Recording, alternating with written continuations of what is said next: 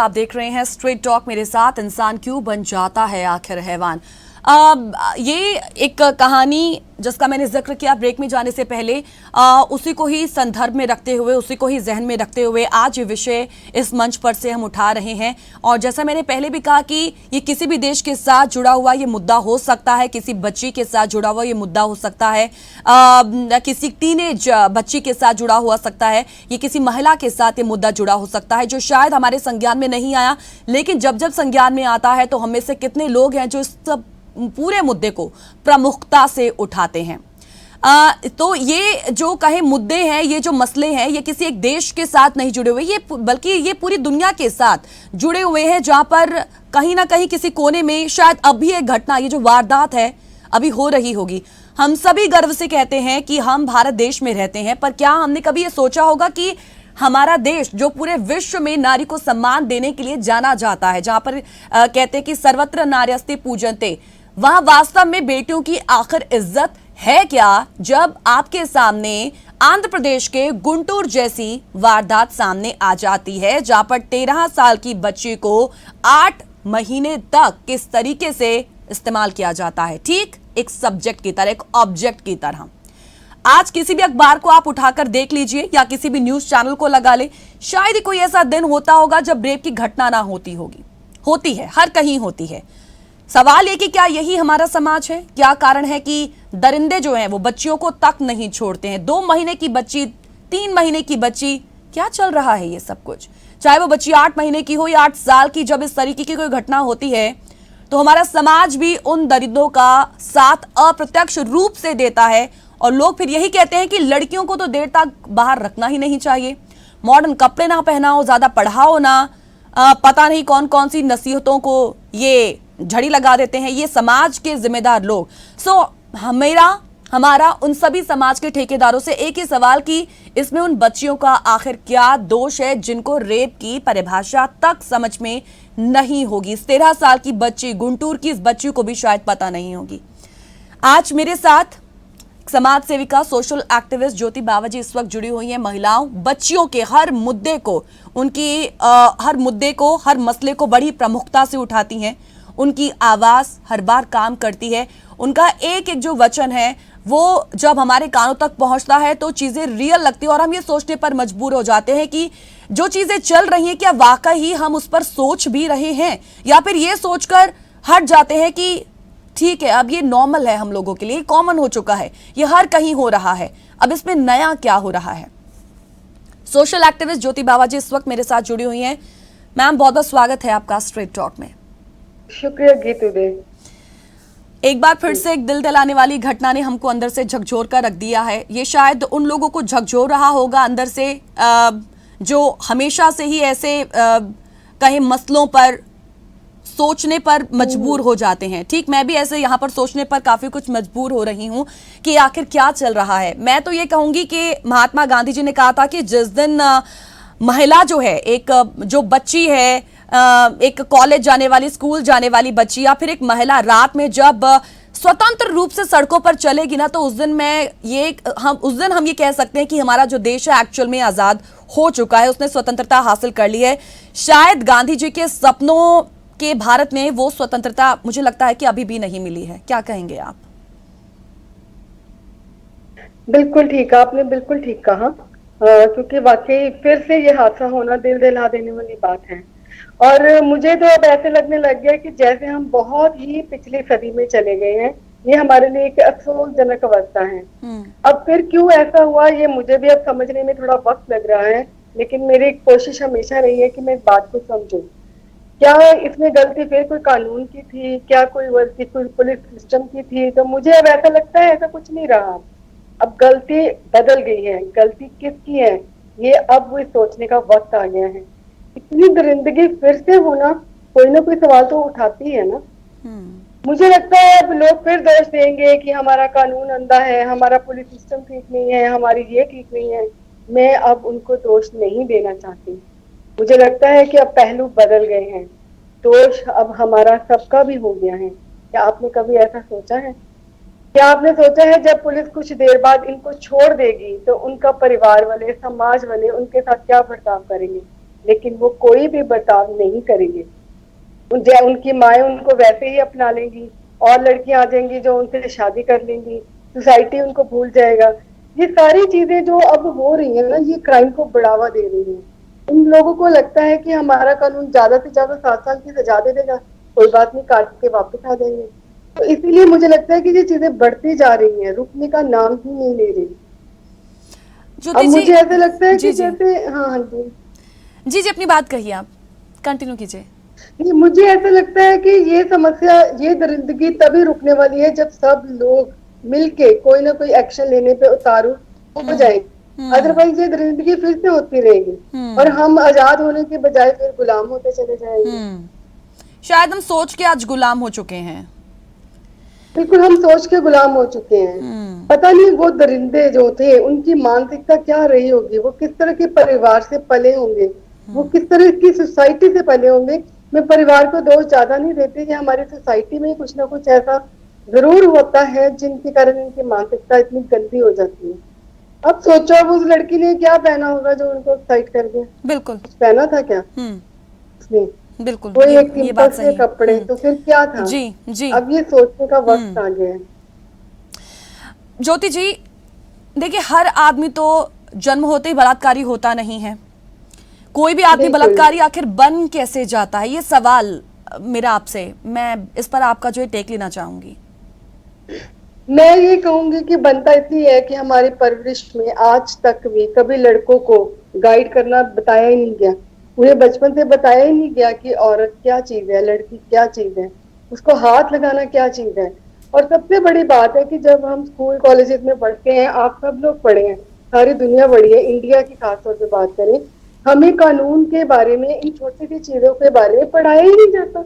एक ही चैप्टर है, हिस्ट्री के चैप्टर है, मैथ के चैप्टर है, पर आपको क्या पता है कि हमारी जिंदगी आधी आधी से भी ज्यादा 90% तो मैं कहूंगी कानून के आधार पे चलती है, एक इमोशन के आधार पे चलती है, वो हमारी पढ़ाई में मिस है।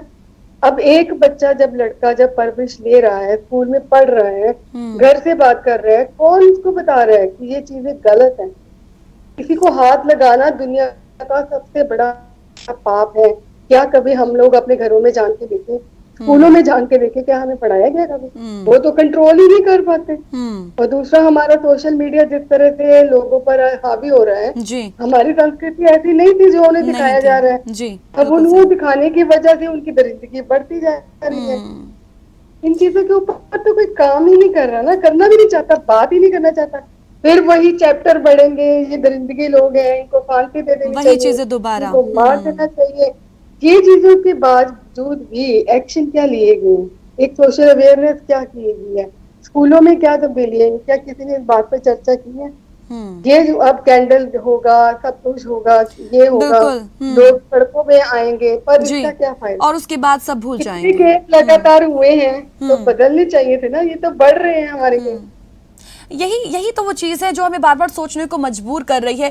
क्योंकि देखिए, एक दफ़ा मैंने इसी पर एक डिस्कशन किया था, और तब उस पैनल से जुड़ी एक जो हमारे गेस्ट थे, उनका ये कहना था, जो मुझे बात आज भी जी बहुत अच्छी लगती है, मुझे आज भी उनकी बात याद है अच्छे से।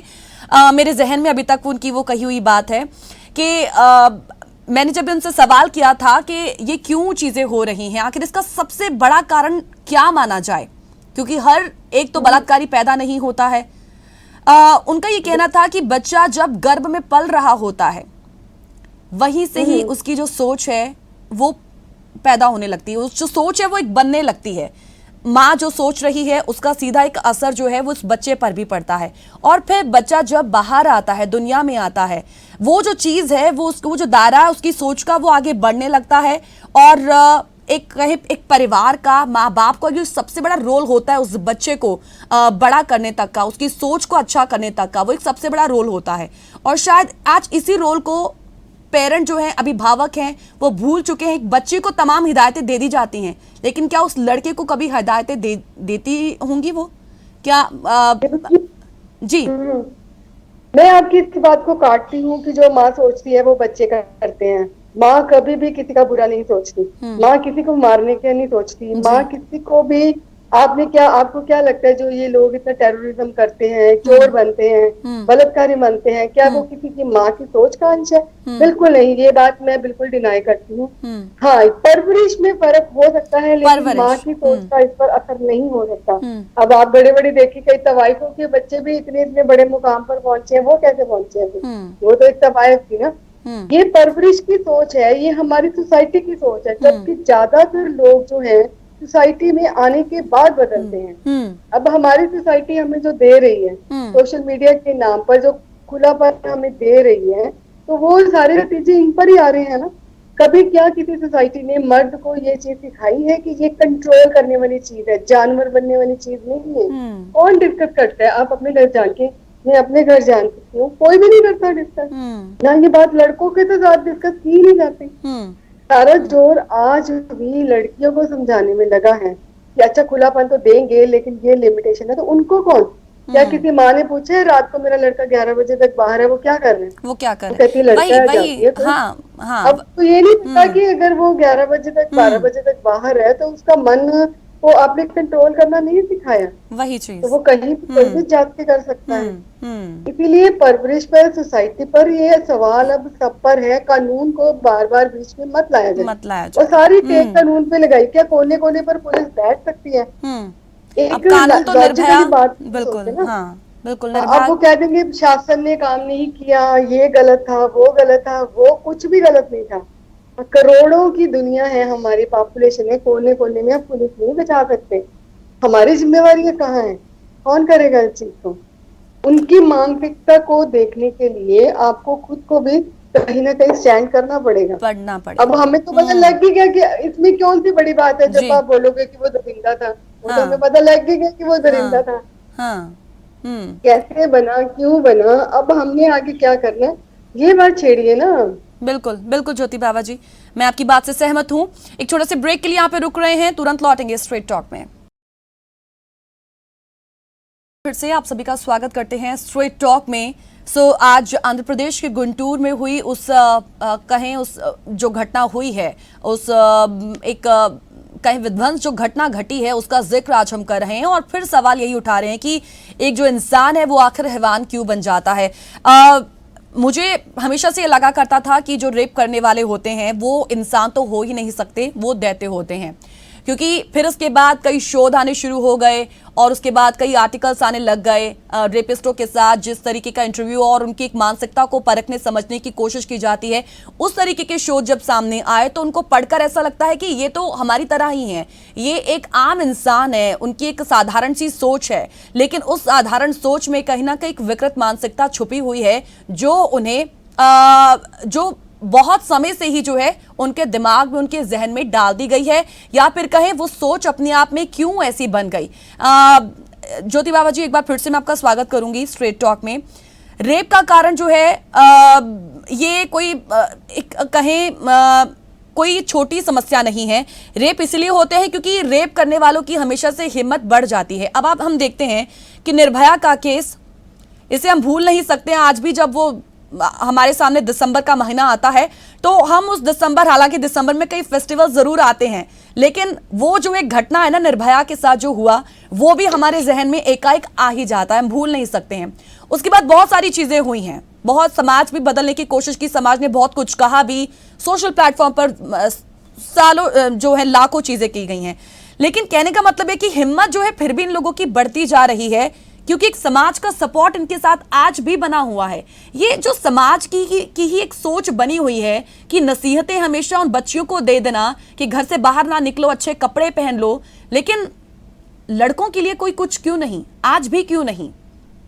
क्योंकि आज भी हम मर्द समाज, आपने भी पढ़ा होगा, बचपन से पढ़ रहे आ रहे हैं हम लोग, कि आज भी हमारा भारत मर्द समाज की ही बात करता है।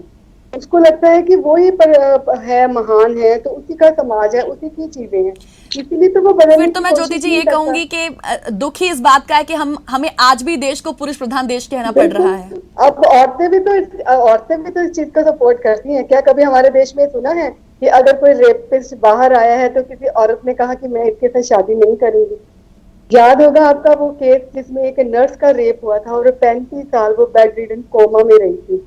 हाँ। पर लेकिन जिसने क्रेप किया था वो 7 सालों बाद आजाद हो गया, अब उसकी मैरिज भी हुई, उसके बच्चे भी हैं और वो वेल सेटल्ड है, उसका क्या नुकसान हुआ?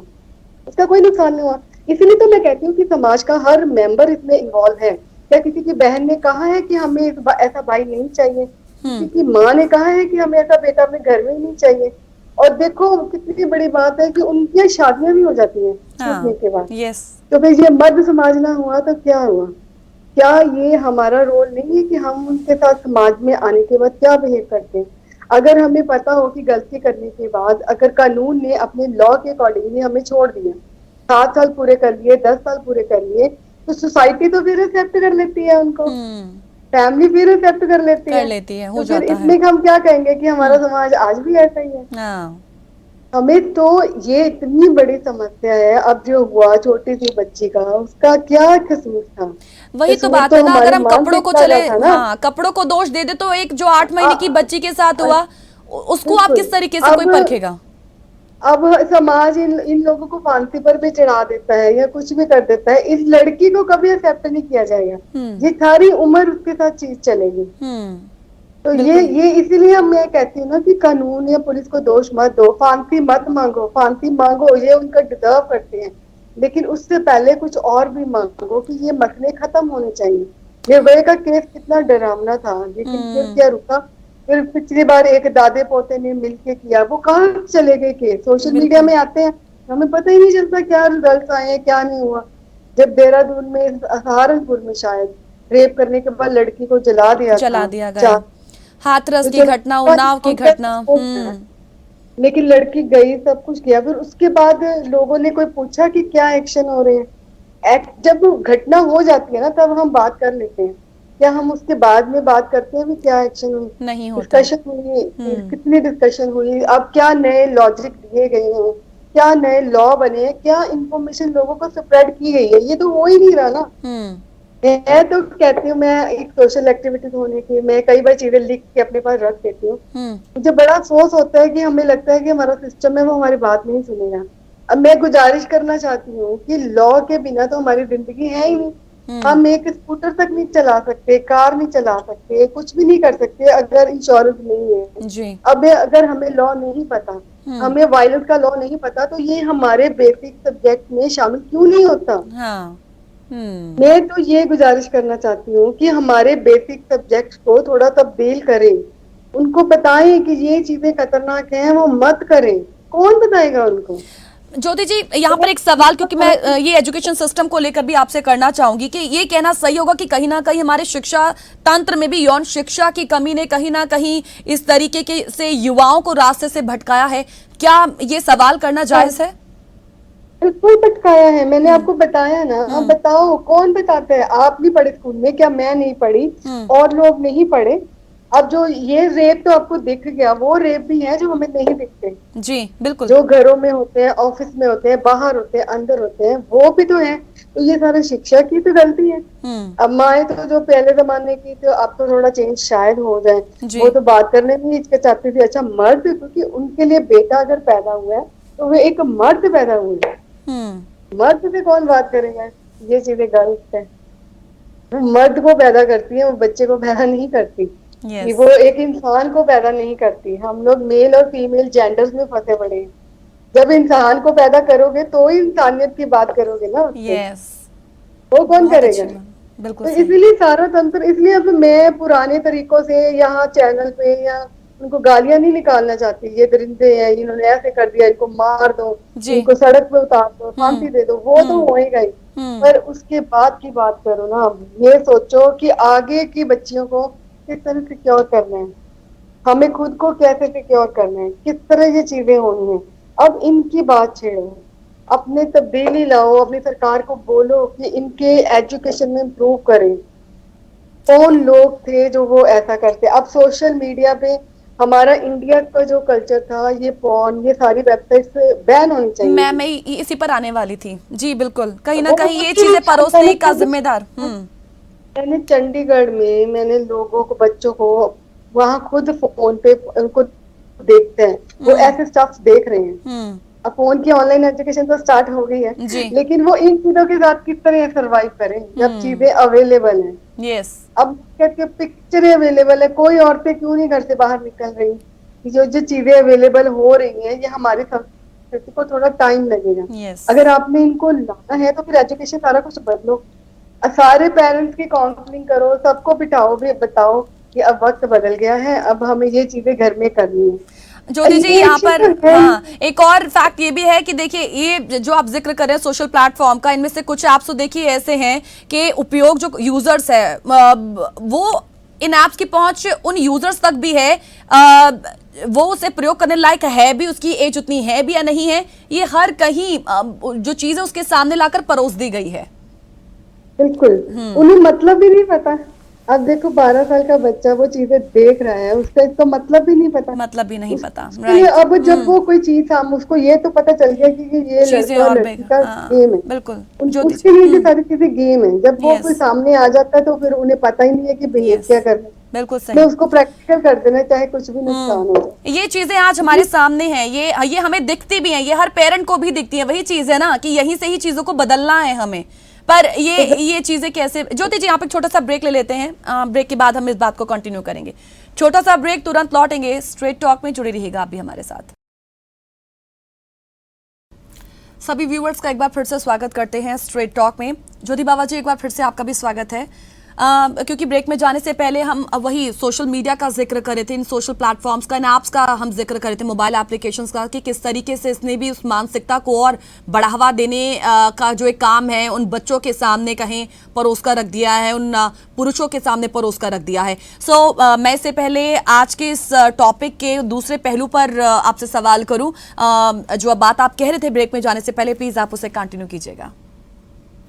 बिल्कुल, देखो अब लोग फॉरेन की बात करते हैं। अब फॉरेन की बच्चे जो है वो अपनी माँ को पैदा होते ही बिकनीज में देख लेते हैं। हाँ उनके चैनल्स पे ये सारी चीजें कंटिन्यूसली चलती हैं। जी। 7th के बाद उनको जो स्टडी में चीजें पढ़ाई जाती हैं।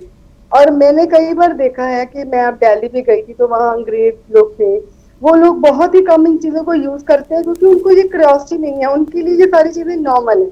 लेकिन हमारी जो संस्कृति थी, जिस कल्चर में हम रहे, वो एक क्यूरियोसिटी थी कि वो ऐसी चीजों को देख रहे हैं तो इनके अंदर एक क्यूरियोसिटी पैदा हो रही है, क्योंकि हम लोगों ने चीजें को छुपाया था, हम लोगों ने कभी डिस्कस ही नहीं किया था। अब जब उन्हें फोन पे ये सारी चीजें इजी अवेलेबल हो रही हैं तो उनसे ये चीजें सारी बैलेंस नहीं हो पा रही, क्योंकि चीजें फोन पे अवेलेबल होगी लेकिन उनके साथ बातचीत इन्वॉल्वल नहीं हुई। अब हमारी संस्कृति तो बिल्कुल ही उलट है। अब उसी के हिसाब से सबसे ज्यादा केसेस इंडिया में ही बढ़ रहे हैं, क्योंकि हमारी मेंटालिटी को इम्प्रूव करने के कोई स्टेप ही नहीं उठाए गए। यस। अब हम भी कई बार एप्स देख रहे होते हैं, स्क्रॉल करते हैं तो इतनी चीजें सामने आ जाती हैं, तो हम खुद में कुछ शर्मिंदा होते हैं, तो फिर हम आगे बढ़ते हैं। लेकिन जो जनरेशन है वो तो नहीं ऐसा करेगी ना, वो तो और गौर से देखेगी। तो इसलिए मुझे लगता है कि सोशल मीडिया ने बहुत सारा रोल अदा किया है। जो कल्चर सोशल हमारा मीडिया बदल ऐसी रहा है, ऐसी हम जैसे वेस्टर्नाइज थोड़े से हो रहे हैं, हम उसे भी क्या दोष देंगे? क्योंकि फिर हम यहाँ पर तो ये कहें कि हमें अपने बच्चों को जो हमारे इंडिया के रीति रिवाज हैं, कल्चर है, उनसे भी वाकिफ कराना बहुत जरूरी है। बिल्कुल, हम वेस्टर्न अगर हो रहे हैं तो फिर अपनी वेस्टर्न सोच के साथ चेंजेस भी तो लाएं। हम ये अब आज के युग में ये तो नहीं कह सकते कि हम वेस्टर्न होना बंद कर दें। हाँ। फिर अगर आपको वेस्टर्न होना है तो फिर कुछ चेंजेस भी तो लाएं, यस। फिर उनसे जाकर बातचीत शुरू करें। अब ये चीजें तो बंद हो नहीं सकेंगी ना, सोशल मीडिया ऐसे कंटिन्यू रहेगा। जो चीजें ऐसे ही कंटिन्यू रहने वाली हैं तो उसमें जो बदलाव है हम उसकी बात करें ना। अब हम कह दें कि नहीं ये वो तो गलती है, सोशल मीडिया ने ऐसे कर दिया, हमारा कल्चर है, कल्चर तो हमें भी अपना बदलना पड़ेगा। फिर हम इतने खुलेपन में अगर आने वाले हैं तो फिर कुछ चेंजेस तो लानी वो पड़ेंगी सोच भी तो हमारी लेकिन हमारी खुला। चेंजेस पता क्या आ रही हैं? हम कपड़े कितने उतार रहे हैं, हम हाँ विस्की कितनी दे रहे हैं। औरतें भी ये डिस्कस कर रही हैं हमें शराब पीने की जाती है, हमें कम कपड़े पहने। अब आजकल की हीरोइन फोटो शूट के लिए क्या कपड़े पहन रही है। अब आप किस तरह उम्मीद करते हैं कि वो सीन देखने के बाद कोई भी दोनों जनरेशन अपने आप को कंट्रोल में रखेगी? अब ये कोई वेस्टर्न सोच नहीं है। बार बार कपड़ों को उतारते जाना ये सोच में नहीं आता, ये आपके गलत कल्चर में आता है। अब अगर आपने कपड़े अपने कंफर्टेबल के लिए पहने हैं तो फिर फोटोशूट क्यों करा रहे हो? दोनों चीजों में इतना डिफरेंस है, हमारी सोच में और हमारे जो कर्म है ना उसमें डिफरेंस होता जा रहा है, जो नहीं होना चाहिए था। हमारी सोच पावरफुल होनी चाहिए थी, कुछ चीजें हमें अपने जीने के लिए रखनी है, सोसाइटी में आने के लिए सोच को पावरफुल बनाना था, वो हमने नहीं बनाया। हमने बिल्कुल ही नीचे डाउन कर दिया अपने आप। तो रोक ही नहीं रहा। अब लड़कियां खुद ही चीख रही हैं कि हमने ऐसे होना है तो हम ऐसे हैं, हमें वो जो करने, तो वो आपकी पर्सनल लाइफ है। अब पर्सनल लाइफ का तमाशा अगर चीजें आप सोशल मीडिया पे करोगे, हमारी परवरिश ऐसी नहीं है तो उसका गलत फायदा उठाया जाएगा। अब मैं जब स्कूल में, हमें याद है कि जब हम छोटे होते थे तो जो थिएटर के बाहर जो बी ग्रेड फिल्मों के पोस्टर रखते थे, जी। मैं खुल के बात करने वालों से मैं खुद कहती हूँ कि मैं लड़की होती मैं नजरें झुका के चलती थी, लेकिन कहीं ना कहीं वो नजर टिक के जाती थी क्या है। सोचो जब उस टाइम में हमारी नजर थिएटर के पोस्टरों पे टिकती थी, तो अब तो रोज ही आपको दिख रहे हैं। अब रोज तो लड़के छुप छुप के ये चीजें सारे देख रहे हैं, तो कौन कंट्रोल करेगा। ये चीजें, हमें जो डबल स्टैंडर्ड है ना हमारी सोसाइटी का, ये जी हमारी जनरेशन को ज्यादा बर्बाद कर रहे हैं, ज्योति जी, बहुत मैं बर्बाद कर हाँ रहे हैं। बिल्कुल, अब समय हमारे पास थोड़ा सा कम है, लेकिन मैं चाहूंगी कि मैं इस मसले पर भी आपसे जरूर बात करूं। हम्म, कुछ बहुत सर्वे जो हुए, जब रेपिस्ट से भी कुछ इंटरव्यूज करने की बात कही, उनके इंटरव्यूज के जो कुछ अंश भी सामने आए, तो उन सबको परखने के बाद, एक आंकलन के बाद ये चीजें सामने आई कि कई जो होते हैं पुरुष, वो मौके का फायदा उठाने की फिराक में रहते हैं। किसी का मकसद महिला को सिर्फ एक नीचा दिखाना होता है। दूसरी बात होती है कि कोई ऐसा भी होता है जिसके अंदर बहुत अपार गुस्सा भरा होता है और वो रेप के जरिए अपना गुस्सा निकालने की कोशिश करता है, और कई ऐसे भी हैं जो अतीत में किस्मत का रोना रो रहे हैं और इसीलिए उसको दूसरों के साथ, खासकर महिलाओं के साथ कुछ भी करने का आज अधिकार प्राप्त हो गया है। ये चीज मैं क्यों कह रही हूं, क्योंकि निर्भया के जितने भी आरोपी थे उनमें से जब इंटरव्यू किया गया था तो उसने क्या कहा, उसने भी यही कहा था कि ताली जो है वो एक हाथ से नहीं बजती है, दोनों हाथ से बचती। सीधे तौर पे निर्भया पर उसने सवाल उठा दिया। ये कहने की उसकी हिम्मत भी कैसे हो गई, वो बहुत कुछ सोचने पर हमें मजबूर कर देता है कि इतना घिनौना कृत्य करने के बाद भी आप आज इतने रौब से कह रहे हैं कि गलती उसकी थी क्योंकि वो हमारे सामने आई। बिल्कुल। देखिए, ये रेपिस्ट के ये डायलॉग है ना, ताली एक हाथ से बजती, एक हाथ से नहीं बजती, ये दोष दूसरों पर डालने वाली बात है। अगर मान लो कि मैंने भी वो इंटरव्यू सुनी थी, अगर वो आपस में हंस खेल रहे हैं, बात कर रहे हैं, तो हम लोग तो अवॉइड कर सकते थे ना। अब उसका हंसना खेलना तुम लोगों को एक्साइट कर दिया, ये कौन सी बात है। तो सड़कों पे तो हम रोज खड़े होते हैं, अब जितना समय चल रहा है, हम कई बार गोलगप्पे खाते हुए हंस रहे हैं, हम कई बार अपनी क्लासमेट के साथ खुल के बातें कर रहे हैं, तो इसका क्या मतलब दूसरा बंदा पागल हो जाएगा। ये तो उसने देखा ही क्यों हमारी तरफ, क्योंकि वो देखते रहते हैं, वॉच करते हैं। तू बस चला रहा था तो चलाता रहता, तूने मुड़ मुड़ के क्यों देखा, कोई गलती नहीं थी उसकी। ठीक है कि कई बार कहा भी था एक मैनेजर ने कि रात को लड़की 2 बजे गई थी। जी। इस बात में मैं थोड़ा सा इसलिए सहमत भी कभी कभी हो जाती हूँ कि लड़कों के तो तुम लोगों ने सिखाया ही नहीं है कि वो रात को 2 बजे भी सेफ है। तो पहले उनको सिखाओ, तो फिर हमारे अंदर भी हिम्मत है कि हम चाहे 2 बजे चाहे 4 बजे जाए, हमें भी इमरजेंसी लाइफ की पड़ सकती है।